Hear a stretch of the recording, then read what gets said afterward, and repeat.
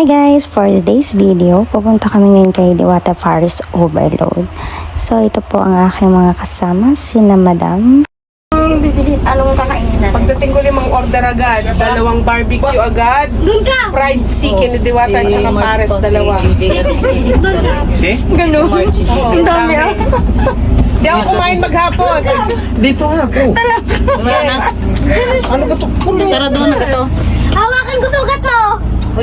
Almost 1:30 kami dumating pero napakadami talagang tao.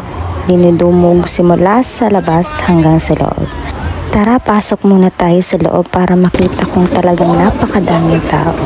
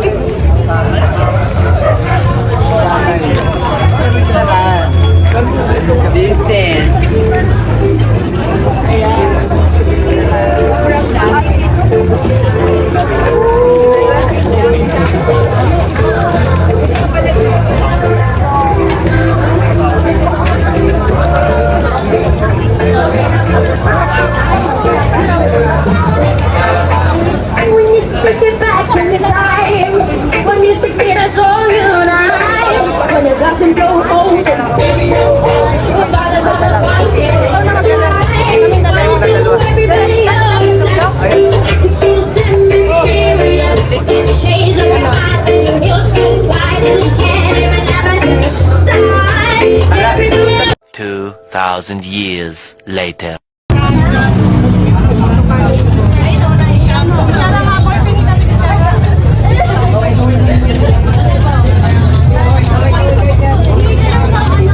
Oh, kaya ate. Chicken. Alam mo, gano'n naman sa Paris, ang hirap pala mag-post. Kaya hangin na lang, ya. May gusto mo, birat kong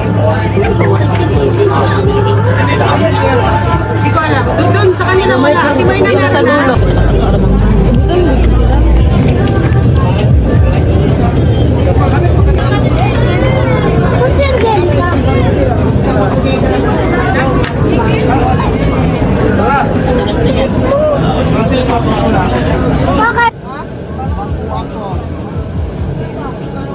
Ano, okay na, madam?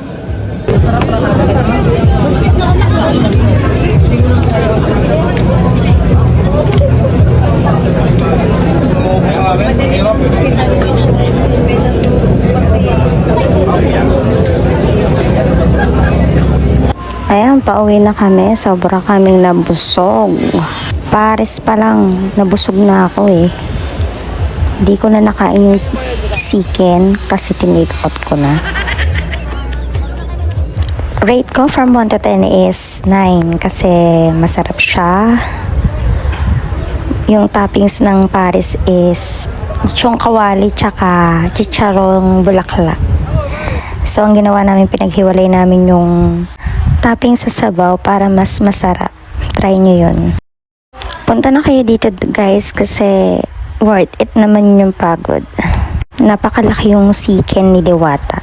Suggestion ko is pumunta na lang kayo ng maaga kasi napakahaba po talaga ang pila. Thank you for watching guys. Please like and share. Don't forget to follow my page. Thank you so much.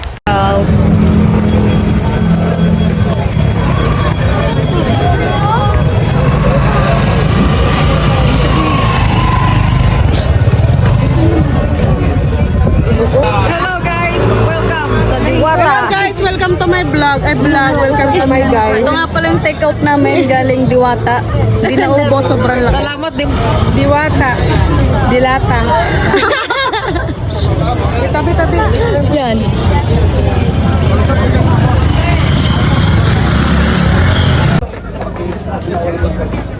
Kung mo mukha ka kaya. Tapos kayo, iba po ko, Filipino.